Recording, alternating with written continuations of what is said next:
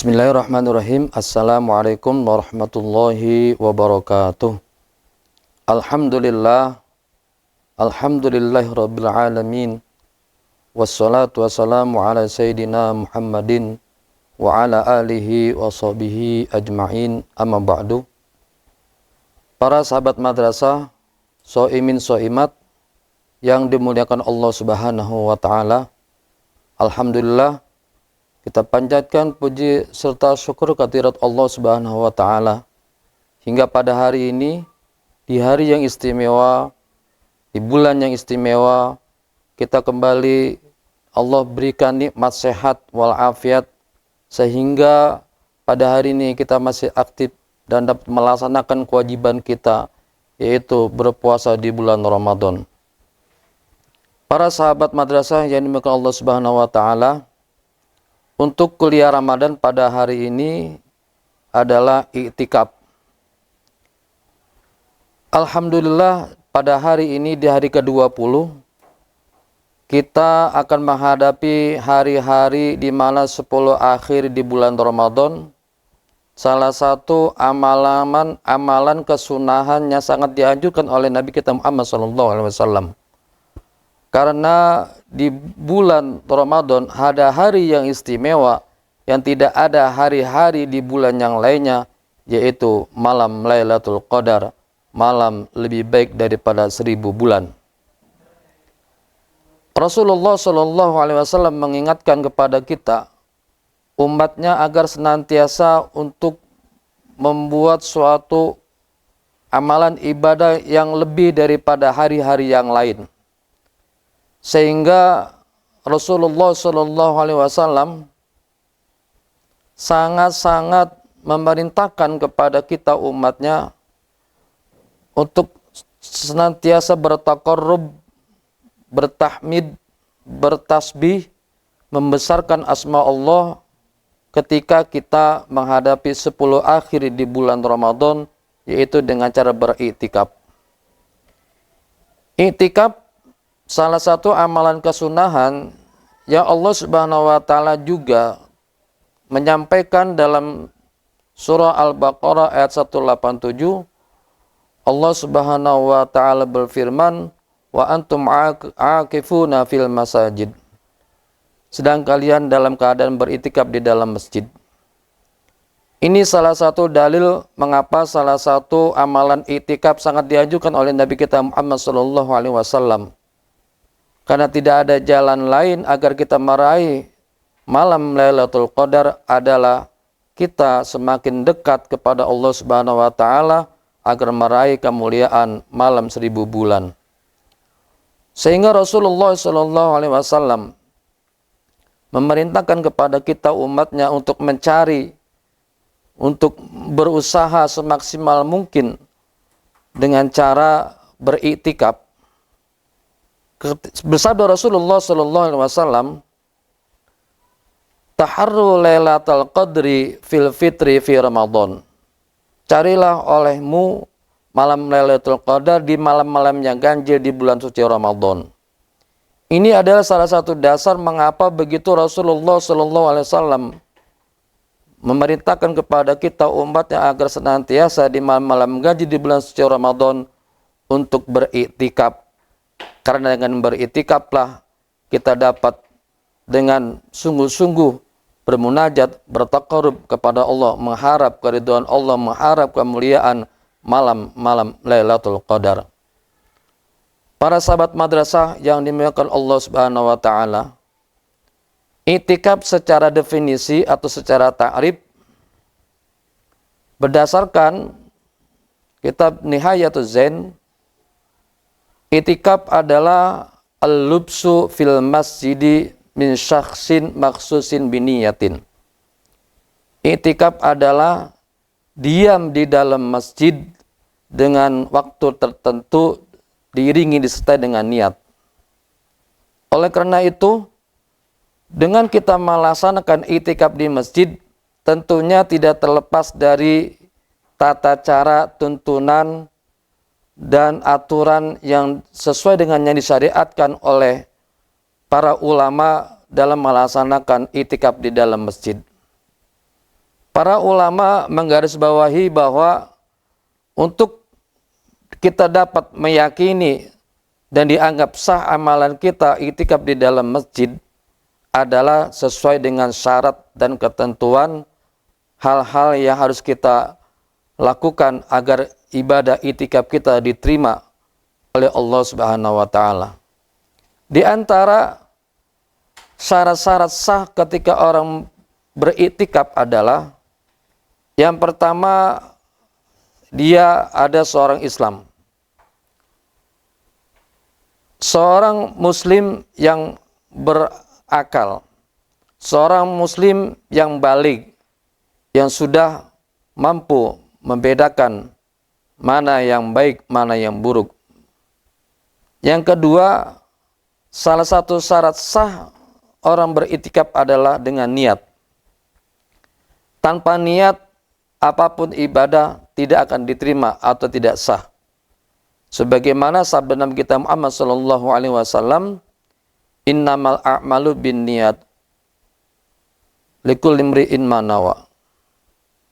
Sesungguhnya apapun perbuatan tergantung kepada niatnya. Oleh karena itu, setelah syarat yang pertama dia orang Islam, kedua dia berniat, maka insya Allah itu iktikafnya dianggap sah. Tetapi kelanjutannya adalah dianggap sah seseorang itu ketika beriktikaf adalah yang ketiga, suci daripada hadas besar. Seperti haid, atau dia nifas, atau berjunub, maka dianggap sah ketika dia suci daripada hadas besar. Yang keempat adalah selain tadi dia beriktikaf, yaitu dia bersungguh-sungguh beriktikaf di dalam masjid. Yang pertama Islam, yang kedua dia berniat, yang ketiga dia suci dari hadas besar, yang keempat iktikaf di masjid. Walaupun beberapa banyak ulama mengatakan, tetapi mayoritas ulama mengatakan dianggapnya sah apabila seseorang beriktikaf di masjid. Adapun untuk melaksanakan iktikaf di dalam masjid pasti dengan niat.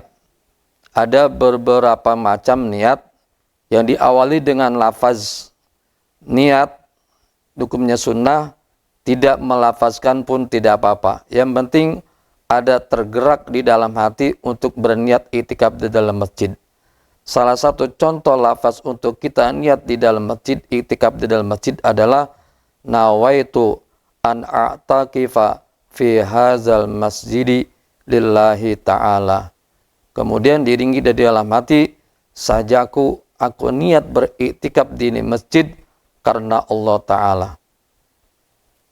Sahabat madrasah yang dimuliakan Allah Subhanahu wa Ta'ala, setelah kita sudah memenuhi syarat sah iktikaf di dalam masjid, yang pertama tadi yang sudah saya sampaikan, pertama dia Islam, kemudian dia berniat, kemudian dia suci dari hadas besar dan iktikaf di masjid, maka insya Allah iktikaf di dalam masjid sudah dianggap sah dan akan menambah keyakinan dan keimanan kita bahwa ibadah kita iktikaf di dalam masjid akan diterima oleh Allah Subhanahu wa Ta'ala.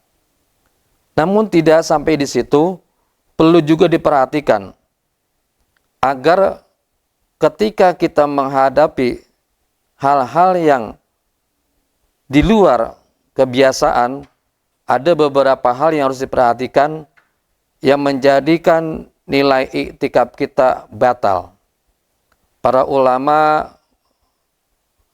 membagi hal-hal yang dapat membatalkan iktikaf di dalam masjid adalah ada 5. Yang pertama, bahwa orang itu dianggap batal apabila mempunyai hadas besar seperti haid, nifas, dan lainnya. Yang kedua, orang itu dianggap batal iktikafnya karena berjima atau berhubungan badan di dalam ketika iktikaf di dalam masjid.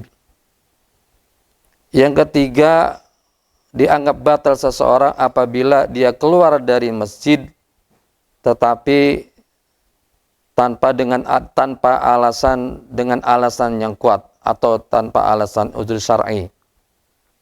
Yang keempat, dihukumkan batal dia iktikaf karena murtad.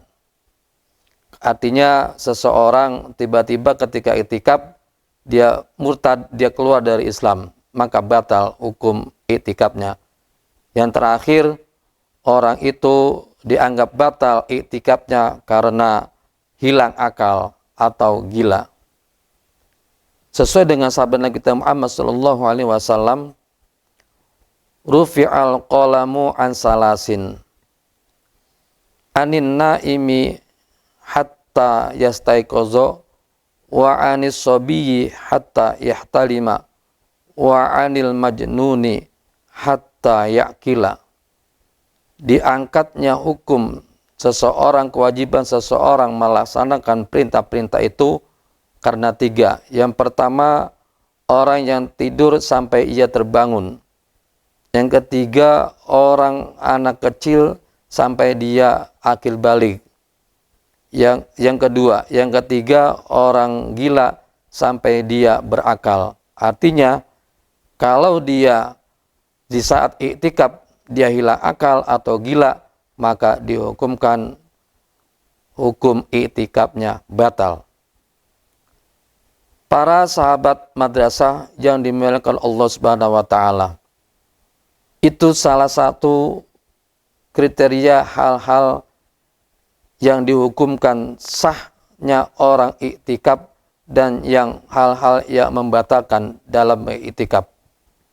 Alhamdulillah, di saat-saat ini dengan kesadaran ilmu pengetahuannya semakin luas, para DKM di mana masjid biasanya sudah memfasilitasi untuk para jamaah-jamaah untuk berniat iktikaf dengan memfasilitasi sarana prasarana, tempat ataupun makanan untuk orang dapat beriktikaf di 10 akhir di bulan Ramadan agar dia fokus, tenang, nyaman untuk iktikaf di dalam masjid. Salah satu mengapa begitu banyak sekarang orang untuk beriktikaf di dalam masjid, karena tidak lain hanyalah mengharap keridhaan Allah Subhanahu wa taala dan mendapatkan kehadiran malam Lailatul Qadar.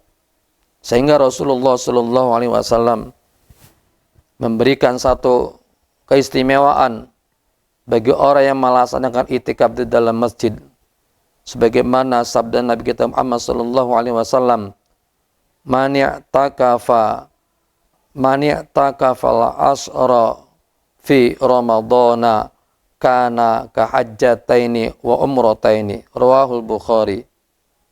Rasulullah Shallallahu Alaihi Wasallam bersabda, barang siapa yang beriktikaf 10 hari di bulan Ramadan, 10 hari di akhir bulan Ramadan, maka adalah seolah-olah dia dapat mendapatkan nilai pahala 2 kali pergi haji dan 2 kali pergi umroh. Rawahul Bukhari.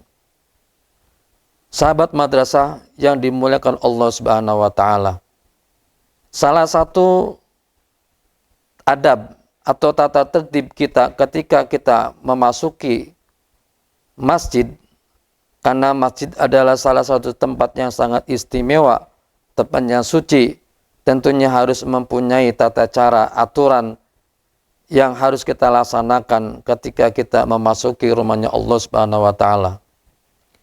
Di antara tata tertib adab untuk kita masuk ke dalam masjid adalah yang pertama, kita dipastikan dari rumah untuk terlebih dahulu melaksanakan wudhu secara sempurna. ketika kita sudah berwudu dari rumah secara sempurna, kemudian kita memakai pakaian yang terbaik dengan memakai pakaian yang bersih, yang suci, sehingga dengan pakaian yang bersih, yang suci juga akan membawa rasa aman, nyaman bagi kita untuk beribadah kepada Allah. Ketika kita memasuki pelataran masjid, dan itu biasanya ada batas suci yang harus kita ikuti aturan itu, yaitu dengan membaca, dengan melangkah kaki kanan terlebih dahulu, dengan membaca doa Allahumma ftah li abwaba rahmatik. Kemudian kita masuk ke dalam masjid. Disunahkan untuk kita tidak langsung duduk, tetapi dianjurkan, bahkan disunahkan kita langsung menghadap kiblat untuk sholat sunnah tahiyatul masjid.